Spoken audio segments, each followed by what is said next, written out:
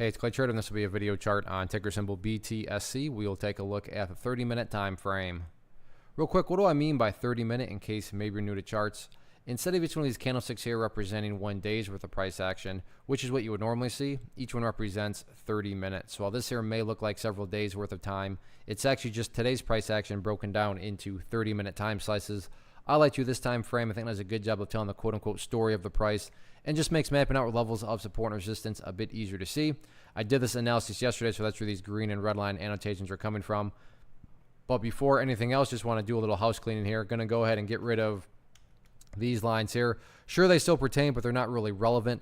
And from a presentation standpoint, I don't want to have lines all over the place that can cause clutter and confusion. So just want to try to keep this as clean as possible. So first update, though, that needs to be made comes from a foundational principle in charting, which states when levels of support are broken and closed below, they tend to act as resistance. So for those of you that did watch yesterday's video, hopefully you remember me talking about 12 cents as a level of support.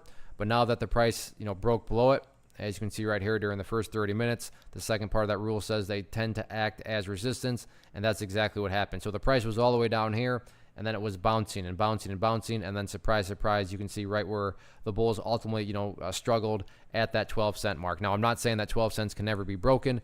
I'm just saying it makes sense, according to the rules of charts, why that level ultimately did, why the price, slowed down right around that area. So 12 cents, that key area of resistance. Now, as far as supports, in the overall chart, the chart has lost some of its attractiveness. Now, before you start throwing stones, there's a massive difference between a losing attractiveness and being totally ruined. I'm not saying the chart is totally ruined, but the way the chart has lost some of its attractiveness is all about and based around the purple line, which is that 50-period simple moving average. As I said in yesterday's video, as long as the price stays above that purple line, the bulls are in full control, full health. Well, the price is no longer above it. Price not only broke below it, but then continued to separate to the downside. Again, is everything ruined? I'm not saying that at all. I'm just saying that the chart doesn't look as attractive as what it did when the price was cruising up above that level. So let's map out some levels of support.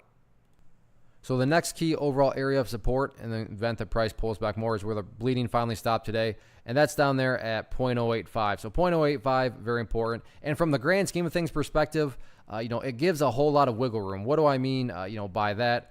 Well, let's just say that the price actually pulls that back some more. I'm not saying this will happen, but let's just pretend. Let's say it goes all the way down there, and then there's something like this. What would that give you? Well, that'd give you a big old base of lows here. When you look at where the previous base was, you look at these as stair steps. Stair steps are still going in the upwards direction. So again, yeah, the chart pulled back today, but the grand scheme of things perspective, the price still has plenty of opportunity to build that higher base, and that's what it's all about.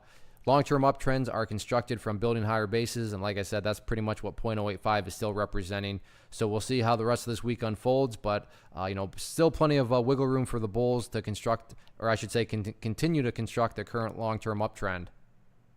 One of the biggest questions I get is, hey Clay, how do you find the stocks that you trade? So what I've done is put together a free resource guide where I talk about the tools that I use to locate stocks that I find interesting and think may have potential. So if that sounds like something that could add value to you as a trader, then click on the image that is up on the screen right now and I will email you the guide. The guide itself is very short and to the point, and best part, it's completely free. Thanks for watching the video. Let me know if you have any questions.